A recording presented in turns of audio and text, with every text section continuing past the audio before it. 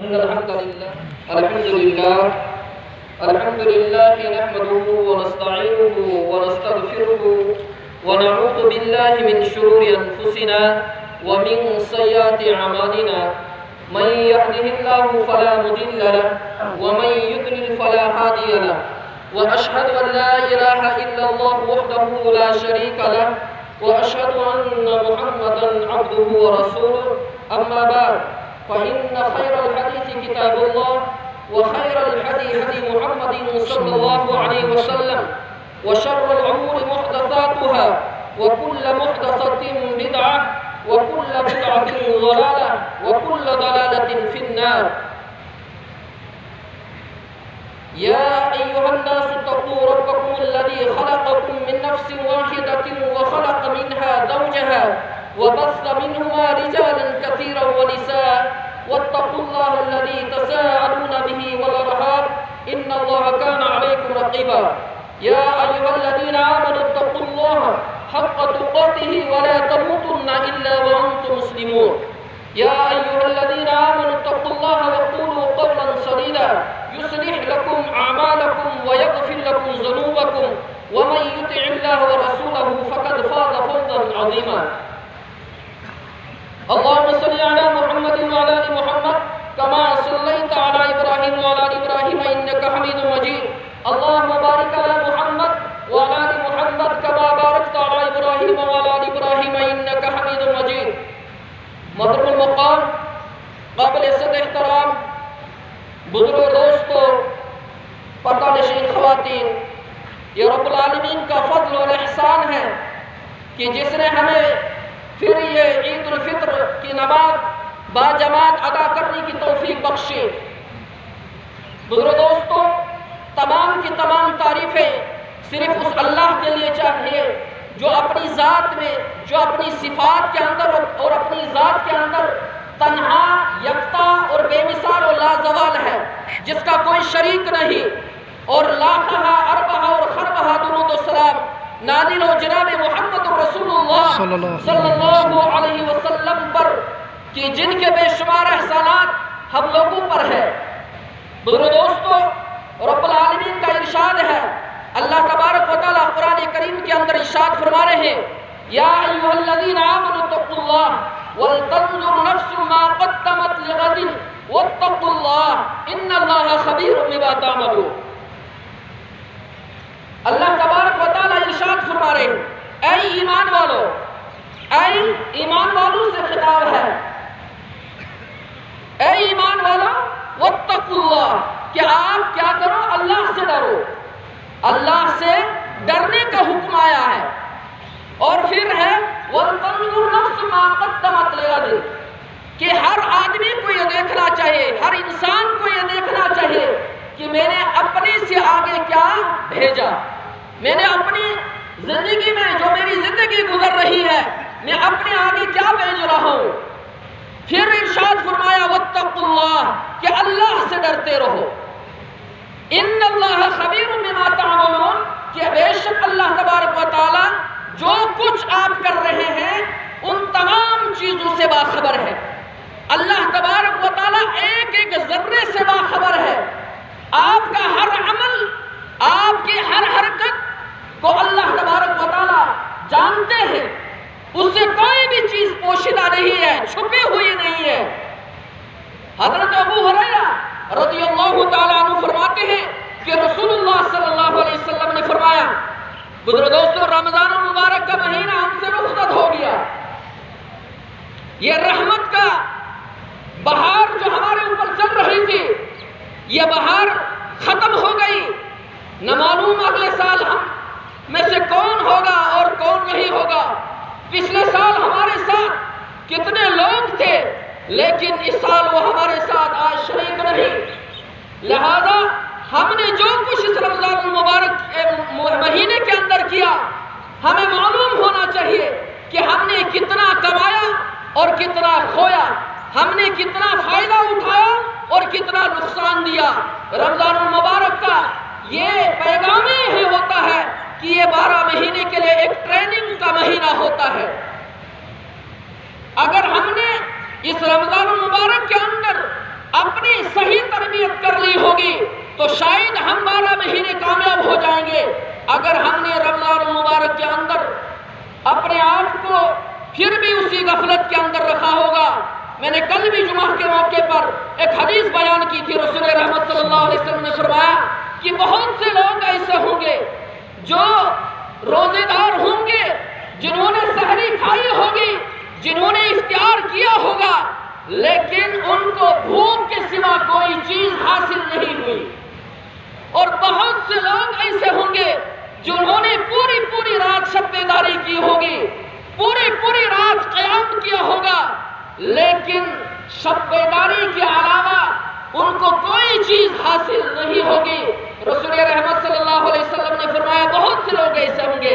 دعا فرمائیں کہ اللہ تبارک و تعالی ہم لوگوں کو ان لوگوں میں شامل نہ کرے جن کی بھوک، جن کا روزہ صرف بھوک ہوگی، جن کا قیام صرف شب بیداری ہوگی۔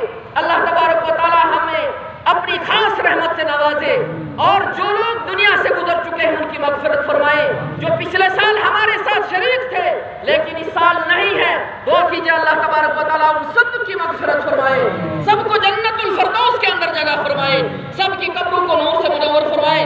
بزرگو دوستو، حضرت ابو ہریرہ رضی اللہ تعالیٰ عنہ فرماتے ہیں کہ رسول اللہ صلی اللہ علیہ وسلم نے فرمایا من لم یدع قول الزور والعمل به، کہ جس آدمی نے بےہودہ باتوں کو نہیں چھوڑا، بےہودہ گفتگو کو، بےہودہ کردار کو، بےہودہ عمل کو نہیں چھوڑا، فَلَيْسَ لِلَّهِ حَاجَةٌ فِي أَن يَدْعَ طَعَامَهُ وَشَرَابَهُ، تو اللہ تعالیٰ کو اس کا پیاسا اور بھوکا رہنا کوئی ضرورت نہیں ہے۔ یہ رمضان المبارک کا جو مہینہ گزرا، بزرگو دوستو، یہ ہمیں چند چیزوں کا سبق دے کر گیا ہے۔ وہ چند چیزیں کیا ہیں؟ مختصر اپنی بات کو کروں گا، آپ کا زیادہ وقت نہیں لوں گا۔ بزرگو دوستو، رمضان المبارک سب سے پہلے ہمیں پیغام دے رہا ہے کہ تقوی، کس چیز کا؟ تقوی کے اندر، کہ تقوی کیا چیز ہے، کیونکہ قرآن کریم نے اعلان کر دیا تھا سب سے پہلے کہ یا ایھا الذین آمنوا کتب علیکم الصیام کما کتب علی الذین من قبلکم لعلکم تتقون۔ تو سب سے پہلا پیغام جو تھا رمضان کا کہ انسان کے اندر تقوی پیدا ہو جائے۔ تقوی کیا چیز ہے؟ تقوی یہ ہے کہ اللہ کے حکم کو بجا لانا ہے، اللہ کے ہر حکم سے ڈرنا ہے، جو جس چیز کا حکم اللہ نے دیا ہے وہ چیز ہمیں کرنی ہے، اور جس چیز سے ہمیں اللہ نے منع کیا ہے اس چیز سے بچنا ہے۔ رمضان المبارک کے اندر ہم دیکھ رہے تھے کہ اللہ نے حکم دیا تھا کہ حرام چیزوں سے بچنا ہے، لیکن اللہ نے رمضان المبارک کے اندر بعض حلال چیزیں بھی ہم پر کچھ وقت کے لیے حرام کر دی تھی۔ جو ہی سحری کھائی آپ نے، جو ہی سحری کھائی اس کے بعد کھانا پینا آپ کے لیے حرام ہو گیا تھا، جبکہ غیر رمضان میں یہ تمام چیزیں جو ہے حلال ہوتی ہیں۔ تو اللہ سے ڈرنا ہے، تقوی پیدا کرنا ہے۔ دوسری چیز رمضان المبارک ہمیں پیغام دے رہا تھا کہ آپ نیکیوں کی طرف راغب ہو جائیں۔ بزرگو دوستو، جو ہی رمضان آ گیا ہمارا دل نیکیوں کی طرف راغب ہو جاتا ہے کہ فلانی کا حق نہیں کھانا ہے، فلانی کے ساتھ جھگڑا نہیں کرنا ہے، فلانی کے ساتھ گالی گلوچ نہیں کرنا ہے، فلانی کے ساتھ ہمیں خیر خواہی کرنا ہے، غریبوں کے ساتھ ہمدردی کا ہمیں معاملہ کرنا ہے۔ تمام نیکیوں کی طرف ہم کر رہے تھے، لیکن کیا رمضان المبارک گزرنے کے بعد پھر بھی ہم ان نیکیوں کی طرف رہتے ہیں؟ کیا ہم یہ نیکیاں چھوڑ تو نہیں دیتے؟ بزرگو دوستو، رمضان المبارک گزرنے کے بعد اگر ہم لوگ ان نیکیوں کے ساتھ مسلسل ہے تو سمجھ لینا رمضان المبارک کے اندر ہماری تربیت کامیاب ہو چکی ہے۔ لیکن اگر رمضان گزرنے کے بعد ہی، نماز عید الفطر پڑھنے کے بعد ہی ہماری مسجدیں خالی، ہمارے دینی اجتماع خالی، ہمارے نیک کام خالی، تو سمجھ لینا کہ رمضان المبارک ہمارا خسارے میں گیا ہے۔ لہذا ہم اللہ سے دعا کریں گے کہ یا اللہ جو رمضان کی رحمتیں اور برکتیں ہیں ان تمام رحمتوں اور برکتوں کے اندر ہمیں شامل فرما۔ تیسری بات، زبان کا اچھا استعمال کرنا ہے۔ رمضان المبارک کا پیغام ہے، کیونکہ رمضان کے اندر آپ کو حکم ہے کہ کیونکہ یہ زبان ایک ایسی چیز ہے، دوستوں، بڑے بڑے مسئلے زبان سے ہو جاتے ہیں۔ آپ نے کسی کے ساتھ زبان کے ساتھ زیادتی کی، وہیں پر آپ کے ساتھ لڑائی جھگڑا قتل و غارت ہو جاتا ہے۔ اگر یہ زبان کا استعمال آپ ہمیشہ اچھا کریں گے، مجھے لگتا ہے کہ دنیا کے اندر بہت کم جھگڑے ہوں گے، بہت کم قتل و غارت ہوگی، لیکن اس زبان سے پناہ مانگنی ہے۔ اس زبان کو آپ ہمیشہ اچھا استعمال کریں۔ اگر کوئی آپ کو گالی دے رہا ہے، کوئی بات نہیں، یہ کوئی گالی گندگی نہیں ہے جو آپ کے کپڑوں کو لگ جائے گی، آپ برداشت کا مادہ پیدا کیجئے، آپ اللہ سے دعا کیجئے، یا اللہ مجھے برداشت کا مادہ پیدا کرنے کی توفیق بخش، میرے اندر نرمی پیدا کیجئے۔ تو لہذا آپ سے گزارش ہے کہ ہم تمام لوگ زبان کو اچھا استعمال کریں گے۔ رمضان المبارک کا یہ پیغام تھا اور اس پر ہم عمل کرنے کی کوشش کریں گے۔ چوتھی چیز، گناہوں سے دوری۔ رمضان المبارک کا مہینہ جو ہی سٹارٹ ہوا تو ہم نے اپنے آپ کو گناہوں سے بچنے کی کوشش کی کہ کسی کا حق نہیں کھانا ہے، کسی کی غیبت نہیں کرنی ہے، کسی کی چغلی نہیں کرنی ہے، کسی کے ساتھ غلط نہیں کرنا ہے، کیونکہ جھوٹ بولنا، چغلی کرنا یہ بہت کبائر گناہ میں سے آتا ہے۔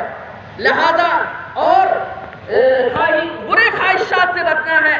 ان تمام چیزوں سے ہم جو ہی رمضان المبارک کا مہینہ شروع ہوا اور ہم نے بھی ان گناہوں سے بچنے کی کوشش کی اور آج تک ہم بچتے رہے، لیکن اب رمضان المبارک کے بعد میں ہمیں انہی چیزوں پر عمل کرنا ہے کہ اپنے آپ کو گناہوں سے بچنا ہے، بچانا ہے، رب العالمین سے مانگنا ہے کہ اللہ ہمیں گناہ سے بچا، اور جب اس کی توفیق ہمیں شامل حال ہوگی تو انشاءاللہ ہم گناہوں سے بچتے رہیں گے۔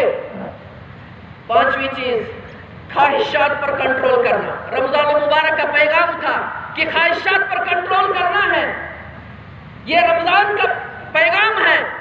اگر ہم نے رمضان المبارک کے اندر اپنی خواہشات پر کنٹرول کر لیا تو اب ہمیں یہ دیکھنا ہے کہ رمضان گزرنے کے بعد کیا ہم اپنی خواہشات پر کنٹرول کرتے ہیں یا نہیں۔ اگر ہم نے اپنے خواہشات پر کنٹرول کر لیا تو سمجھ لینا کہ رمضان المبارک کے اندر ہماری تربیت اچھی ہو چکی ہے۔ اگر ہم نے اپنی خواہشات پر کنٹرول نہیں کیا تو ہمیں سمجھنا چاہیے کہ رمضان کا مہینہ ہمارا بیکار ہو گیا۔ چھٹی بات، ہمدردی اور غمخواری کرنی ہے۔ رمضان المبارک کے اندر ہمیں غریبوں کا بھی احساس ہو رہا تھا، ہم صدقات و خیرات بھی کرتے تھے اور ناتوار و محتاجوں کی مدد کرتے تھے، لیکن رمضان گزرنے کے بعد کیا ہم اس سلسلے کو برقرار رکھیں گے یا نہیں؟ اگر ہم نے یہ سلسلہ برقرار رکھا تو سمجھ لینا کہ ہم نے رمضان المبارک کے اندر تربیت اچھی پائی ہے، لیکن اگر ہم نے ہمدردی اور غمخواری کا سلسلہ بالکل روک دیا تو سمجھ لینا کہ رمضان المبارک کے اندر ہمارا نقصان ہوا ہے اور ہمارا خسارہ چل رہا ہے۔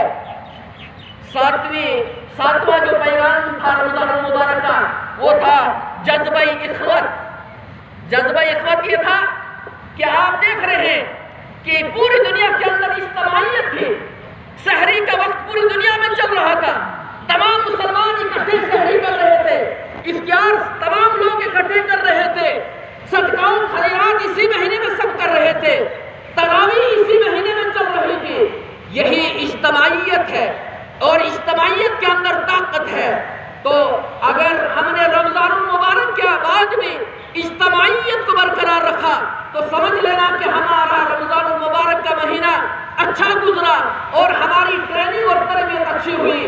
اگر رمضان المبارک کے بعد ہم بکھر گئے، علیحدہ ہو گئے، ہمارے درمیان شیطان گھس گیا اور اس نے ہمارے درمیان تفرقہ ڈال دیا تو سمجھ لینا کہ رمضان المبارک کی ٹریننگ اور تربیت ناکام ہو گئی اور ہم خسارے اور گھاٹے میں چل رہے ہیں۔ اللہ تبارک و تعالی ہمیں گھاٹے اور خسارے سے بچائے۔ آٹھواں پیغام تھا رمضان المبارک کا کہ معاشرتی امن اور امن و امان۔ آپ دیکھ رہے تھے کہ رمضان المبارک کے اندر امن اور سکون کس طرح چل رہا تھا، کیونکہ رسول رحمت صلی اللہ علیہ وسلم نے فرمایا تھا کہ اگر آپ کے ساتھ کوئی لڑائی کا ارادہ رکھتا ہے، اگر آپ کے ساتھ کوئی گالی گلوچ کرتا ہے تو آپ فوراً بتا دیجئے کہ میں روزے سے ہوں، تاکہ وہ آدمی شرمندہ ہو کر چپکے سے بیٹھ جائے، امن اور سکون، چین اور سکون کی زندگی گزرے۔ دوستو، چین اور سکون کی زندگی رمضان المبارک کا پیغام تھا۔ مسلمان دہشت گرد نہیں ہو سکتا ہے، یہ غلط کنفیوژن ہے لوگوں کو کہ اسلام دہشت گردی سکھاتا ہے۔ اسلام دہشت گردی نہیں، بلکہ اسلام جو ہے وہ پیس کا اعلان کرتا ہے، وہ امن کا اعلان کرتا ہے۔ جب آپ کسی کو السلام علیکم ورحمۃ اللہ کہتے ہیں، آپ نے اس کو امن دے دیا، اس کے بعد آپ کے لیے جائز نہیں کہ آپ اس پر کوئی حملہ کریں۔ اسلام تو امن کا پیغام دیتا ہے، لہذا رمضان المبارک کا پیغام تھا کہ امن اور سکون کے ساتھ آپ زندگی گزاریں۔ دوستو، رمضان المبارک کے بعد بھی اگر یہ امن اور سکون ہمارے اندر برقرار ہے تو سمجھ لینا کہ ہمارے اس مہینے کے اندر جو ٹریننگ اور تربیت ہوئی ہے وہ کامیاب ہو چکی ہے۔ اگر رمضان المبارک کے اندر ہم آپس میں لڑائی جھگڑے، ہمسایوں کے ساتھ برے سلوک، اپنے گھر والوں کے ساتھ برے سلوک ہم نے کیے، اپنے اہل و عیال کے ساتھ ہم نے اچھا سلوک نہیں کیا، اپنی سٹی کے اندر، اپنے شہر کے اندر اچھا سلوک نہیں کیا، اپنے اسٹیٹ اور اپنے ملک کے ساتھ اچھا سلوک نہیں کیا، تو سمجھ لینا کہ رمضان المبارک کے اندر آپ کی ٹریننگ اور آپ کی تربیت اچھی نہیں ہوئی ہے، لہذا آپ کا مہینہ خسار اور گھاٹے میں چلے گیا۔ نواں ایک پیغام، اپنی بات کو ختم کرنے کی کوشش کروں گا۔ نواں پیغام جو رمضان المبارک کا تھا وہ تھا فرائض کی ادائیگی سے نوافل کی طرف آپ جاتے، یعنی رمضان المبارک کے اندر جو آپ فرض پڑھ رہے تھے، تراویح پڑھ رہے تھے، اس تراویح پڑھنے کا فائدہ یہ تھا کہ آپ نے اس مہینے میں جو ٹریننگ کی، آپ نے اس مہینے کے اندر جو تربیت حاصل کی، کیا رمضان المبارک کے بعد آپ نوافل کی طرف آپ لپکیں گے، جھپکیں گے؟ کیا آپ تہجد کے لیے اٹھیں گے؟ دعا فرمائے کہ رب العالمین ہم سب کو تہجد پڑھنے کی توفیق عطا فرمائے، نوافل پڑھنے کی ادائیگی اللہ تعالیٰ عطا فرمائے، فرائض کی قدر کرنے کی توفیق عطا فرمائے۔ دوستو، فرائض کی ادائیگی سے رمضان المبارک کے اندر یہی پیغام تھا کہ فرائض پڑھ کر آپ نوافل کی طرف زیادہ راغب ہو جائیں گے، تراویح پڑھ کر، نوافل پڑھ کر آپ غیر رمضان میں تہجد پڑھنے والے بن جائیں، غیر رمضان میں آپ نوافل پڑھنے والے بن جائیں۔ یہ پیغام تھا رمضان المبارک کا۔ ایک آخری پیغام یہ تھا، پیغام تو بہت ہے لیکن میرے نزدیک ایک آخری چھوٹا سا پیغام یہ تھا کہ کامل بخشش کا حصول، کامل بخشش کا حصول، کہ رمضان المبارک کے اندر اپنی بخشش کا ہم اللہ تبارک و تعالیٰ سے درخواست کریں کہ یا اللہ، کیونکہ رسول رحمت صلی اللہ علیہ وسلم نے فرمایا کہ بدبخت ہے وہ شخص جس کو رمضان المبارک کا مہینہ ملا اور پھر وہ اپنی بخشش نہیں کر سکا۔